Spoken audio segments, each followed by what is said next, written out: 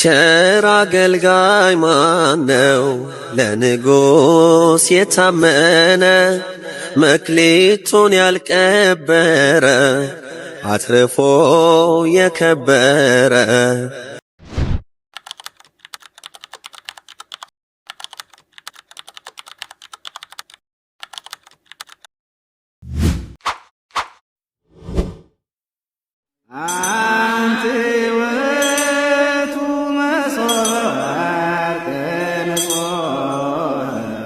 የአብይ ጾም ስድስተኛው ሳምንት ገብርኄር ትርጓሜውም ቸር አገልጋይ ማለት ሲሆን የተሰየመው በቅዱስ ያሬድ ነው።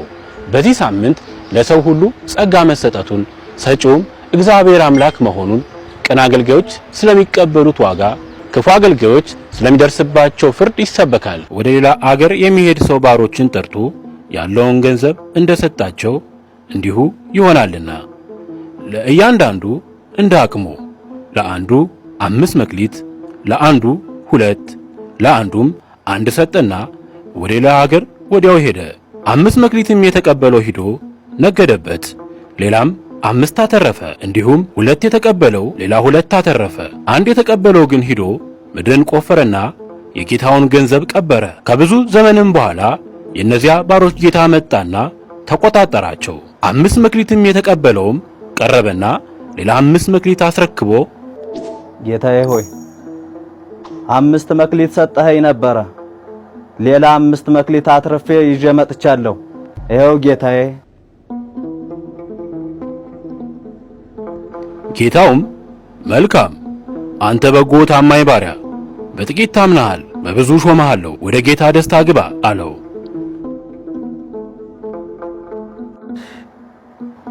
ሁለት መክሊትም የተቀበለው ደግሞ ቀርቦ ጌታዬ ሆይ 2 መክሊት ሰጠኸኝ ነበር፣ ሌላ 2 አትርፌ አምጥቻለሁ። ጌታውም መልካም አንተ በጎ ታማኝ ባሪያ፣ በጥቂት ታምነሃል፣ በብዙ ሾመሃለሁ፣ ወደ ጌታ ደስታ ግባ አለው። 1 መክሊትም የተቀበለው ደግሞ ቀርቦ ጌታ ሆይ ካልዘራህበት የምታጭድ ካልበተንክበት የምሰበስብ ጨካኝ ንጉሥ መሆንክን አውቃለሁ። እንዳትገለኝም ብዬ ከመሬት ውስጥ ቀብሬዋለሁ። ይኸው። ጌታውም መልሶ እንዲህ አለው፣ አንተ ክፉና ሐኬተኛ ባሪያ፣ ካልዘራሁባት እንዳጭድ ካልበተንኩባትም እንደምሰበስብ ታውቃለህን? ስለዚህ ገንዘቤን ለለዋጮች አደራ ልትሰጠው በተገባ ነበር። እኔም መጥቼ ያንን ከትርፉ ጋር ወስደው ነበር። ስለዚህ መክሊቱን ወሰዱበት፣ 10 መክሊትም ላለው ስጡት። ላለው ሁሉ ይሰጠዋል ይበዛለታልም፣ ለሌለው ግን ያለው እንኳ ይወሰድበታል። እንደኛ ኗኗር ሳምንቱ ገብረ ሐካይ ነበር መሆን የነበረበት።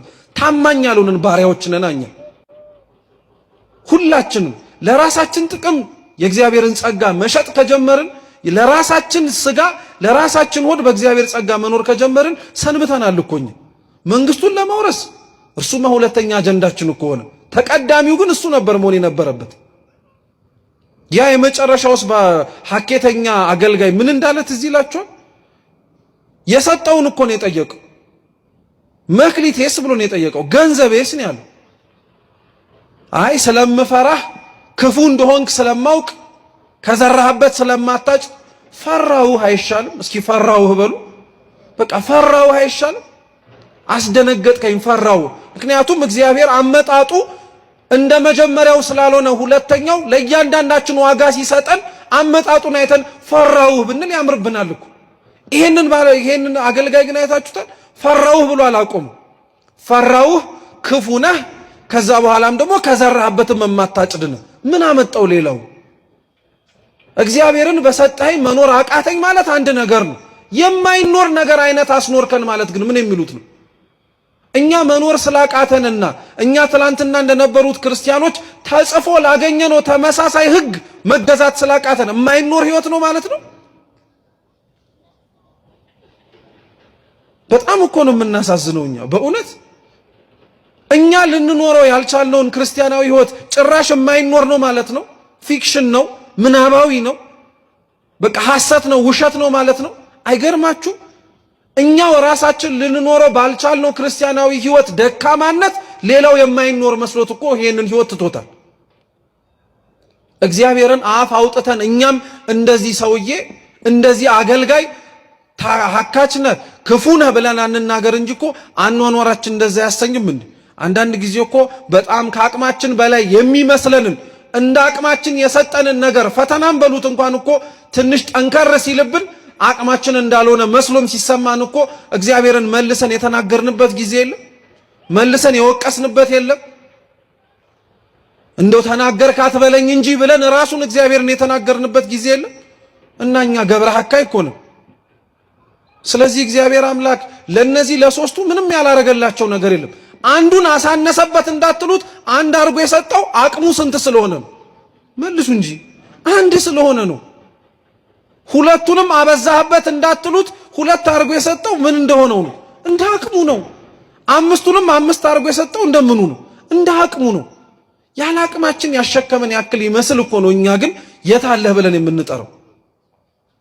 ይሄ ሳምንት ክርስቲያኖች እንደ ትላንትናው ሳምንት ፍርዱን ብቻ እያሰብን ስለ ፍርዱም ደግሞ ጭምር እየተጨነቅንም ጭምር የምናሳልፈው ሳምንት አይደለም። አምላካችን ዳግም መጥቶ እኛም ከሰጠን መክሊት ላይ አትርፈን ሊጠይቀን እንደሚችል አውቀን ያለንን እንዴት እናድርገን እናትርፈው የምንልበት ወቅት ነው። ይሄ ሳምንት በዚህ ሳምንት ብቻ የሚወሰን አይደለም። እኔ ሁሌ ነው ይህን የምለው፣ ልብ ብላችሁ ስሙኝ። የአብይ ጾም ሳምንታት ስያሜያቸውና ወቅታቸው በዚህ ነው ተብሎ ተወሰነ እንጂ የኑሮ ህይወታቸውና አኗኗሩ ግን በዚህ ሳምንት የሚያልቅ አይደለም። ሰው እግዚአብሔር ስለሰጠው ነገር ማትረፍ የሚያስበው አንድ ሳምንት ብቻ ነው እንዴ? ህይወቱን ሙሉ ነው እንጂ።